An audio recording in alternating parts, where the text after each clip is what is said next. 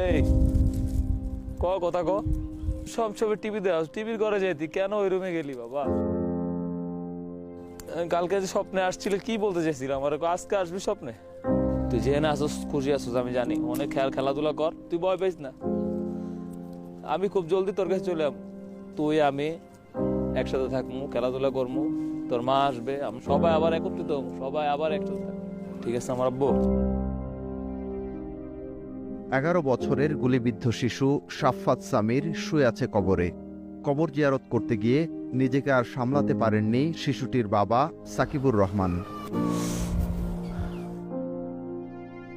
এর মধ্যে হঠাৎ করে কোত্থেকে জানি একটা গুলি আসে, এসে আমার ছোট ভাইয়ের কাঁধের মাংস ভেদ করে পিছে আমার ছেলে দাঁড়ায় ছিল, ওর ডান চোখ দিয়ে ঢুকে মাথার পিছু দিয়ে বের হয়ে যায়, আমাদের দেয়ালে লাগে আর কি।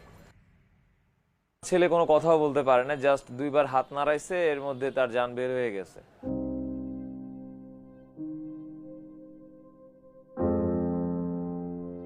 ঘটনার স্থান মিরপুর 14।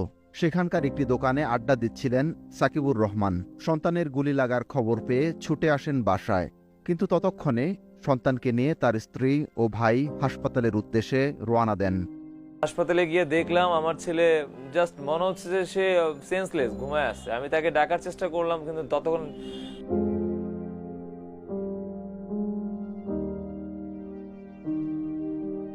সন্তান হারালেও ভাগ্যক্রমে বেঁচে যায় সাকিবুরের ছোট ভাই মশিউর রহমান। 17 বছরের কিশোর মশিউরের গুলিভেদ করা কাঁধে লেগেছে 14টি সেলাই। ঘটনার সপ্তাহখানেক পরও ছোট্ট ঘরটির দেয়ালে ছোপ ছোপ রক্ত। পরিবারটি থাকে মিরপুর 14-র মূল সড়ক থেকে বেশ কিছুটা ভেতরে। হাউজিং স্টাফ কোয়ার্টারের দোতলা বাসা থেকে সড়কও দেখা যায় না। মশিউরের বুঝে আসছে না ঘরের ভেতর গুলি কিভাবে এলো। দিন শেষে আমাদের একটাই স্থান থাকে, ঘর, আমাদের বাসা।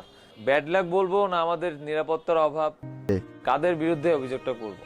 মামলা মোকদ্দমার প্রতি আমার কোনো রকম ইচ্ছা নেই। তদন্তের ক্ষেত্রে খাতিরে তো অনেক কিছু হতে পারে, তার মধ্যে আমার ভয় হচ্ছে যে আমার ছেলের কবরও উঠা দেওয়া হতে পারে।